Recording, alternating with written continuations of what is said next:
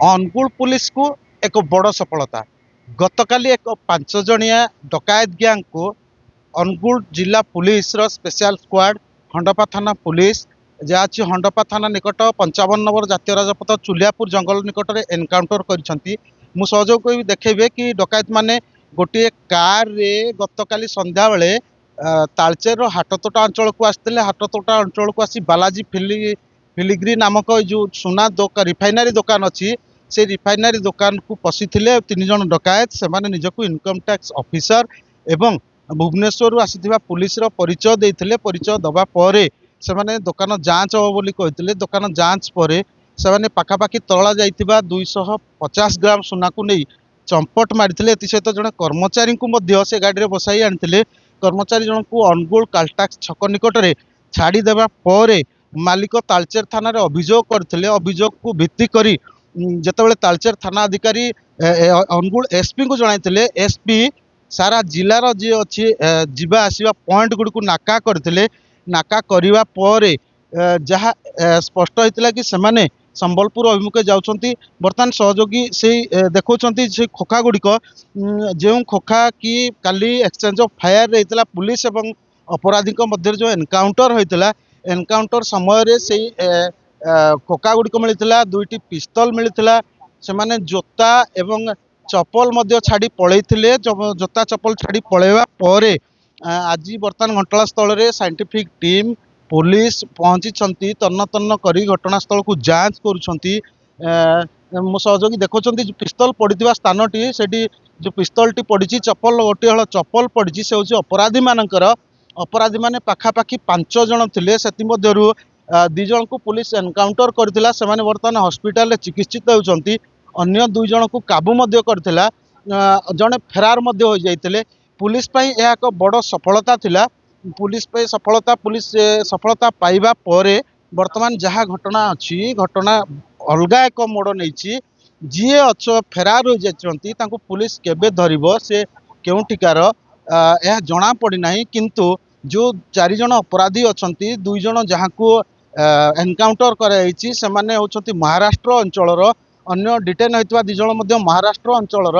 ସେମାନଙ୍କୁ police encounter କରିଛି। Encounter ପରେ 2 ଜଣଙ୍କୁ ନିଜ ହେଫାଜତକୁ ନେଇଛି। ଅନ୍ୟ 2 ଜଣ ବର୍ତ୍ତମାନ ହସ୍ପିଟାଲରେ ଚିକିତ୍ସିତ ଅଛନ୍ତି। ମୁଁ କହିବି ସହଯୋଗୀ ଦେଖାଉଛନ୍ତି ସାଇଣ୍ଟିଫିକ ଟିମ୍ କିପରି ଖୋଖା ଥିବା ସ୍ଥାନକୁ ଦେଖାଉଛନ୍ତି ଏବଂ ତନ୍ନ ତନ୍ନ କରି ଯାଞ୍ଚ କରୁଛନ୍ତି।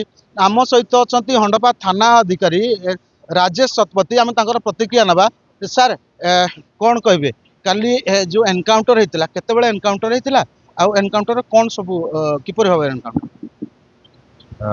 एसपी ସାର୍ ଆମକୁ ଇନଫର୍ମେସନ୍ ଦେଇଥିଲେ ଯେ ସେ ଯେହେତୁ ଅନୁଗୁଳର ଏଆଇ କ୍ୟାମେରାରେ ଡିଟେକ୍ଟ ହେଇଥିଲା ଗାଡ଼ି ସେଇ ଡାଇରେକ୍ସନରେ ଯାଉଛି ହେଲେ, ତ ଅନୁଗୁଳର ସବୁ ଜାଗାରେ ନାକା ଲାଗିଥିଲା।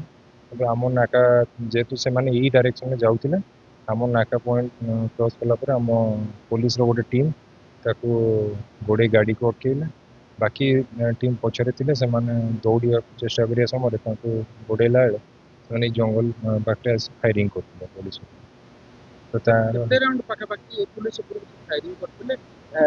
ଯାହାକୁ ନେଇ ପୁଲିସ ମଧ୍ୟ ଏକ୍ସଚେଞ୍ଜ ଅଫ୍ ଫାୟାର ହେଇଥିଲା। ସେଇଟା ତ ଏଇନା କହିହେବନି। ସେଇଟା ଏବେ ସାଇଣ୍ଟିଫିକ ଟିମ୍ ସ୍ପଟ୍ ଭିଜିଟ୍ କରୁଛନ୍ତି। ସ୍ପଟ୍ ଭିଜିଟ୍ ସରିଲେ ଜଣାପଡ଼ିବ ସେମାନେ ଆକ୍ଚୁଆଲି କେତେ ରାଉଣ୍ଡ ଫାୟାର କରୁଛନ୍ତି। ଆଉ ସେଇଟା ଯେହେତୁ ପାର୍ଟ ଅଫ୍ ଇନଭେଷ୍ଟିଗେସନ୍, ତଦନ୍ତ ସରିଲେ ଜଣାପଡ଼ିବ ସେମାନେ ଆକ୍ଚୁଆଲି କେତେ ରାଉଣ୍ଡ ଫାୟାର କରୁଛନ୍ତି। ବର୍ତ୍ତମାନ ଆପଣ ଯାହା ପ୍ରାଥମିକ ତଦନ୍ତ କରିଛନ୍ତି, ପ୍ରାଥମିକ ତଦନ୍ତରେ ଜିଲ୍ଲାର କୌଣସି ଅପରାଧୀ ଏଥିରେ ସମ୍ପୃକ୍ତ ଅଛନ୍ତି କି କି ଏଇ ଆନ୍ତଃରାଜ୍ୟ ଅପରାଧୀଙ୍କ ସହିତ ସେମାନେ ଆଗରୁ ଏଠି କିଛି ଅପରାଧ ଘଟାଇଛନ୍ତି କି କି ସେ ଦୋକାନ ପାଖରେ ନାକା କରି ସେମାନେ ଏମିତି ଅପରାଧ ଘଟାଇ ଥାଇପାରନ୍ତି? ସେଟା ତ ଆମେ କହିପାରିବାନି ନା, ଯେହେତୁ ଇନଭେଷ୍ଟିଗେସନ୍ ଚାଲିଛି। ଇନଭେଷ୍ଟିଗେସନ୍ ସରିଲେ ଜଣାପଡ଼ିବ କାହାର ଇନଭଲଭମେଣ୍ଟ ଅଛି।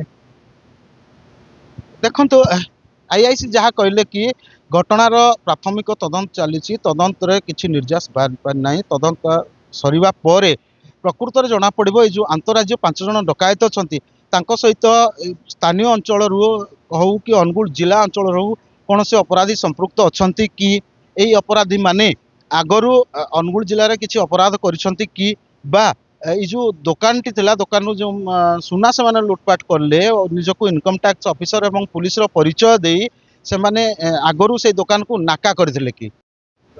ଅନୁଗୁଳ ଜିଲ୍ଲା ହଣ୍ଡପା ଥାନା ଚୁଳିଆପୁର କ୍ରାଇମ ସ୍ପଟରୁ ହଟକିଶୋର MBC TV।